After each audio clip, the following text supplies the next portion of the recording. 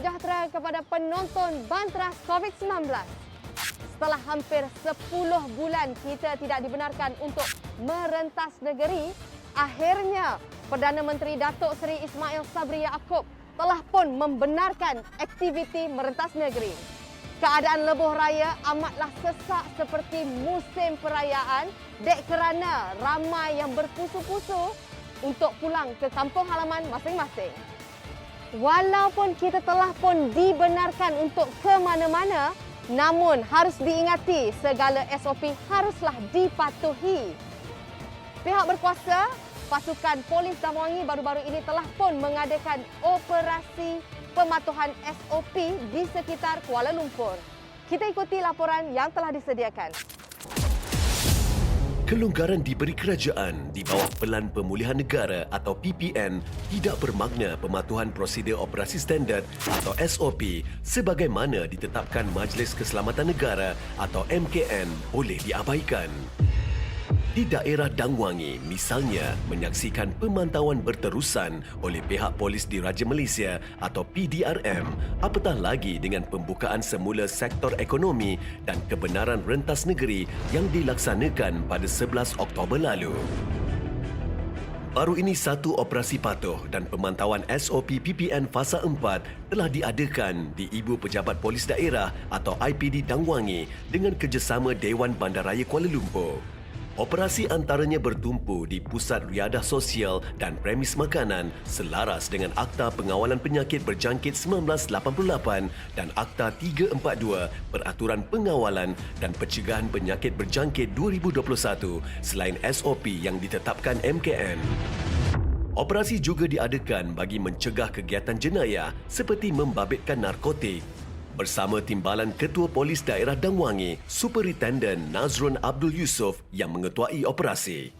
Tujuan operasi ini secara sinonimnya dengan pembukaan aktiviti rentas negeri di mana pihak Polis Daerah Damwangi ingin sentiasa memastikan keadaan keselamatan di dalam daerah Damwangi sentiasa terkawal. Kita percaya di dalam kelonggaran yang telah diberikan oleh kerajaan ini, ada sesetengah pihak, terutama sekali pemilik premis, lupa bahawa mereka perlu terikat dengan SOP yang telah dikeluarkan oleh kerajaan melalui MKN, serta ada pengunjung juga mungkin belum lagi divaksin, serta memastikan pemakaian pelitup muka serta menjaga penjarakan sosial. Secara keseluruhannya kita berjaya mengeluarkan sebanyak 3 kompaun di bawah Seksyen 342 iaitu pelanggaran yang telah dibuat oleh pihak pemilik premis tersebut di mana kompaun maksimum adalah sebanyak 10,000. Enggan Leka Ketua Polis Daerah Damwangi, Asisten Komisioner Nur Delhan Yahaya menjelaskan pihaknya turut mengadakan operasi khas terutama bagi mengekang penularan kes jenayah di daerah tumpuan Kuala Lumpur itu. Pada waktu malam, hujung minggu, kita akan jalankan juga operasi-operasi khas pematuhan SOP. Kita menjalankan kaedah serampang dua mata di mana SOP dikuatkuasakan melalui pematuhan dan juga pencegahan jenayah dilaksanakan. So daripada aspek pencegahan jenayah, kita boleh dikatakan kerap berjaya membuat tangkapan kepada suspek-suspek yang terlibat dengan jenayah dan juga orang-orang yang dikehendaki. Operasi ini adalah operasi khas Ketua Polis Daerah Damwangi yang melibatkan elemen-elemen seperti jenayah, narkotik, komersial untuk mematuhi SOP yang telah dikeluarkan oleh Majlis Keselamatan Negara. Bersekang mata demi keselamatan dan kesejahteraan rakyat, peranan dimainkan petugas keselamatan ini bukan kecil. Sekalung penghargaan kepada IPD Daerah Damwangi atas usaha dan pengorbanan mereka. Sejak COVID-19 melanda, ramai yang terkesan sehinggakan kes-kes jenayah meningkat disebabkan oleh desakan hidup. Dalam menangani virus COVID-19, vaksin merupakan penawar utama selain tawakal dan doa. Imuniti kelompok telah pun berjaya mencapai 90% bagi golongan dewasa dan juga golongan remaja antara 12 hingga 17 tahun telah ramai yang lengkap dengan 2 dos vaksin. Kita ikuti paparan vaksinasi diberikan kepada remaja komorbid di Hospital Sungai Buloh. Malaysia antara negara terpantas di dunia yang memberikan suntikan vaksin COVID-19 kepada remajanya menerusi program imunisasi COVID-19 kebangsaan atau PIK Remaja yang menyasarkan untuk memvaksin 3.2 juta populasi berusia 12 hingga 17 tahun menjelang Januari 2022. Setakat 22 Oktober lalu, kempen yang dimulakan secara rasmi pada 20 September lalu itu merekodkan 43.4% atau hampir 1.37 juta daripada penduduk remajanya telah melengkapkan 2 dos, manakala 80.9% menerima 1 dos, menjadikan jumlah keseluruhan pemberian vaksin hampir mencecah 3.9 juta. Hospital Sungai Buloh adalah antara pusat pemberian vaksin atau PPV untuk remaja, terutama mereka yang dalam kumpulan berisiko atau komorbid. Bersama penyelaras PPV, Dr. Nur Suzana Maslinda Sukardi. Pada hari ini, kita telah memulakan program vaksinasi COVID-19 kepada remaja di Malaysia. Untuk masa ini, kita memberikan vaksin kepada remaja-remaja atau pesakit yang mempunyai sejarah penyakit dan di bawah rawatan susulan Klinik Pediatrik Hospital Sungai Buloh. Kita berjaya memvaksin dalam 90%, terutamanya rakyat Selangor yang ada penyakit dan yang tiada penyakit. Usaha memvaksinasi populasi remaja menurut Menteri Kesihatan Khairi Jamaluddin adalah lebih mudah berbanding dewasa. Keterbukaan remaja disokong oleh ibu bapa atau penjaga yang memberi kerjasama dalam usaha memastikan golongan itu beroleh perlindungan. Alhamdulillah, semua memberikan kerjasama yang baik. Mereka sangat nak anak-anak mereka untuk divaksin kerana anak-anak perlu ke sekolah, nak melakukan aktiviti luar. Jadi, mak bapak memang sangat-sangat memberikan kerjasama lah. Bagi mempercepatkan proses vaksinasi remaja, kerajaan mengumumkan beberapa kaedah, antaranya secara walk-in di 156 PPV yang beroperasi sebelum ia tidak lagi dibenarkan, termasuk di Hospital Sungai Buloh. Sekarang kita tidak menerima lagi walk-in. Semua hanya datang mengikuti temujanji yang diberikan di MySejahtera. Kempen PIK Remaja tentunya tidak akan berjaya tanpa peranan dimainkan ibu bapa. Ini pandangan mereka. Saya nak bawa anak saya untuk vaksin lah, untuk first dose. Kita sebagai manusia ni berusaha ajalah. Fatwa pun dah cakap harus, kerajaan pun dah nak buka balik sekolah apa semua. Saya sangat bersetuju dengan tindakan kerajaan. Semua kanak-kanak bawah 18 divaksin supaya kita semua boleh membentuk immunity di dalam kawasan sekolah. Sebab anak saya sekolah berasrama, so kita sangat berharap supaya dengan anak kita mendapat suntikan vaksin ini, maka kita semua terlindung daripada COVID-19 di peringkat sekolah, di peringkat komuniti dan juga di peringkat keseluruhan masyarakat. Apa Cik cakap dengan vaksin, kita kena syukur apa Allah bagi ni. Alhamdulillah.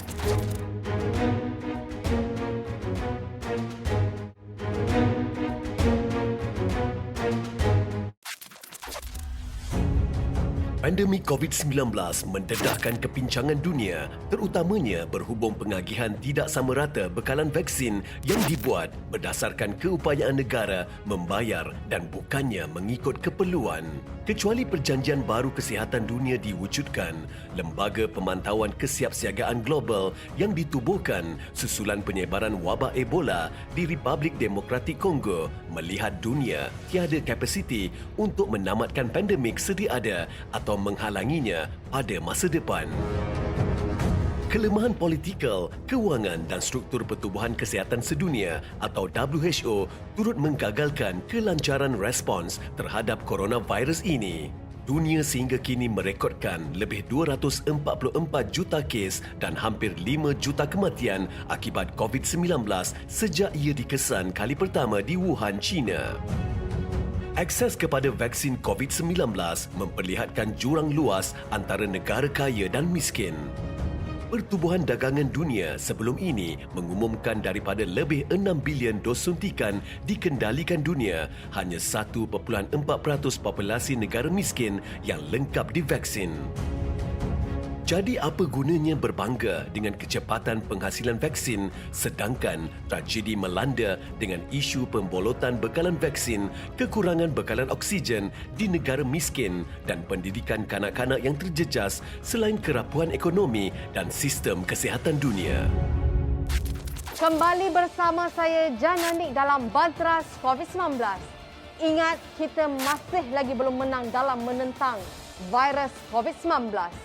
Namun, kita kini berada di dalam fasa endemik di mana kita perlu untuk hidup dalam norma baharu bersama virus yang berbahaya ini.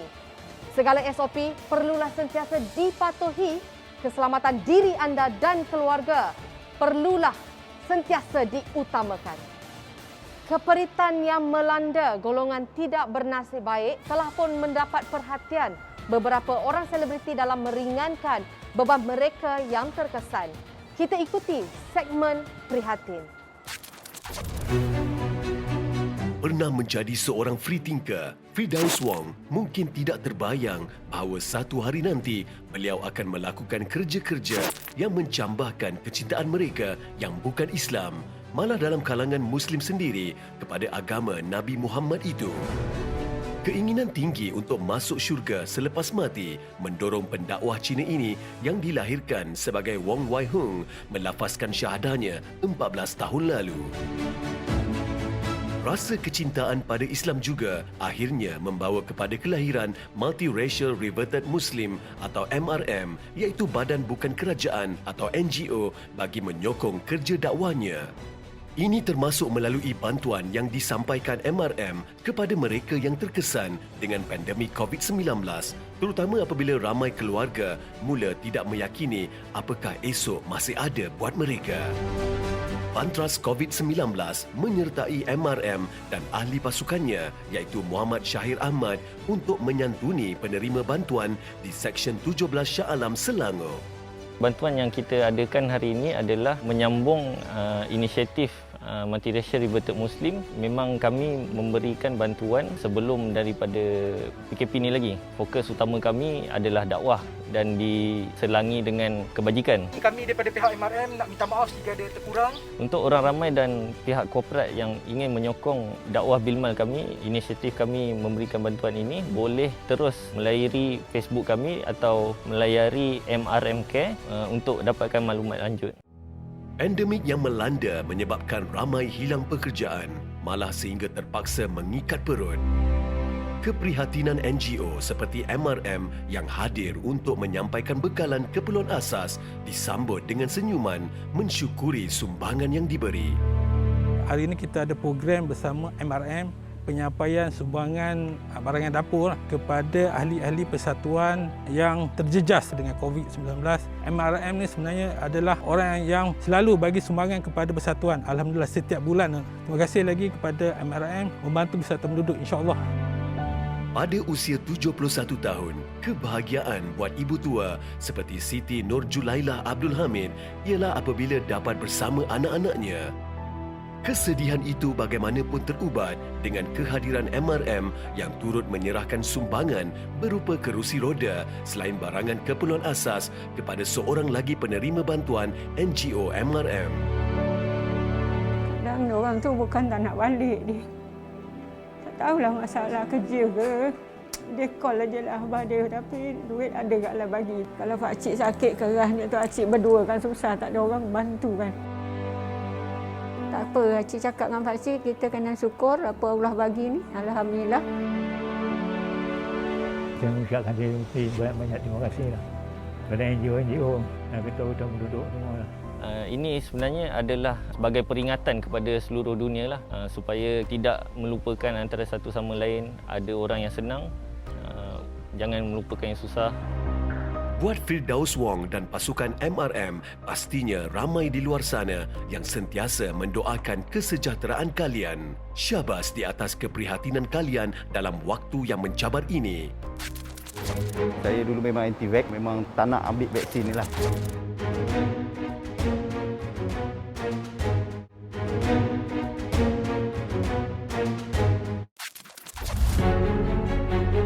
Kebenaran rentas negeri bermula 11 Oktober lalu susulan peralihan fasa di bawah Pelan Pemulihan Negara menyaksikan aliran trafik meningkat hampir 4 juta kenderaan sehari di 30 lebuh raya di bawah seliaan Lembaga Lebuh Raya Malaysia atau LLM.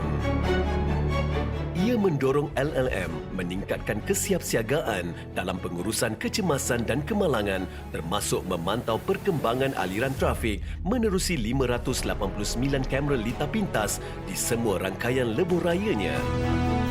Kita mendapati bahawa peningkatan yang ketara dan peningkatan ini sebanyak 9% di mana purata harian trafik sebelum rentas negeri dibenarkan adalah 3.5 juta dan sekarang kita telah tengok peningkatan kepada 3.8 juta kenderaan sehari. Kita dapati di Lebuh Raya Utara Selatan sebelum rentas negeri ini dia sekitar 900,000 kenderaan dan pada minggu pertama itu selepas rentas negeri dibenarkan dia telah meningkat kepada 18%. Jadi kita nampak bahawa peningkatan aliran trafik ini di Lebuh Raya ini bermula sejak rentas negeri dibenarkan oleh pihak kerajaan. Bagi memastikan pematuhan prosedur operasi standard atau SOP, antaranya status vaksinasi lengkap individu mahu merentas negeri, kerjasama turut dijalin dengan pihak berkuasa untuk membuat pemantauan. Pihak LLM bekerjasama dengan agensi-agensi seperti PDRN, ATM untuk memantau pematuhan semasa mereka berada di kawasan rehat dan rawat. Kita telah mengarahkan untuk pejabat-pejabat wilayah kita ni membuat pemantauan di kawasan rehat dan rawat ni untuk memastikan bahawa syarikat konsesi dan pengendali gerai mematuhi SOP yang telah ditetapkan oleh KKM ataupun MKM. PIKR ataupun PICKR ialah program imunisasi COVID-19 kebangsaan remaja yang bertujuan untuk mengurangkan kebarangkalian untuk mendapat jangkitan COVID-19 yang teruk ataupun serius maupun kematian akibat jangkitan COVID-19. Selain itu, membantu dalam pembukaan dan pengoperasian semula sekolah dengan lebih selamat. Seterusnya, untuk mengurangkan risiko penularan di kalangan remaja, termasuklah remaja yang tidak dapat divaksinasi atas sebab perubatan di dalam institusi pendidikan. Sehingga semalam 27 Oktober 2021, program imunisasi COVID-19 kebangsaan remaja menunjukkan kemajuan yang amat memberangsangkan, iaitu lebih 82% daripada remaja yang berusia di antara 12 hingga 17 tahun telah mendapat dos pertama. Seterusnya, yang telah mendapat dos kedua ialah 62%. Tetapi para remaja semua janganlah leka masih perlu mengamalkan SOP yang telah ditetapkan oleh kerajaan seperti mengamalkan 3W, wash, wear and warn, dan perlu juga mengelakkan 3C iaitu crowded place, kawasan yang sesak, confined space, kawasan yang sempit, serta close conversation iaitu sembang secara dekat. Jangan sia-siakan kelonggaran yang telah diberikan oleh pihak kerajaan. Lindungi diri dan keluarga adalah tanggungjawab kita bersama. Bak kata pepatah, mencegah adalah lebih baik daripada mengubati. Kita ikuti luahan Ahmad Firdaus Raisuddin yang merupakan abang kepada Allahyarham Siti Sarah Raisuddin yang telah kesal dengan tindakannya untuk tidak mengambil vaksin.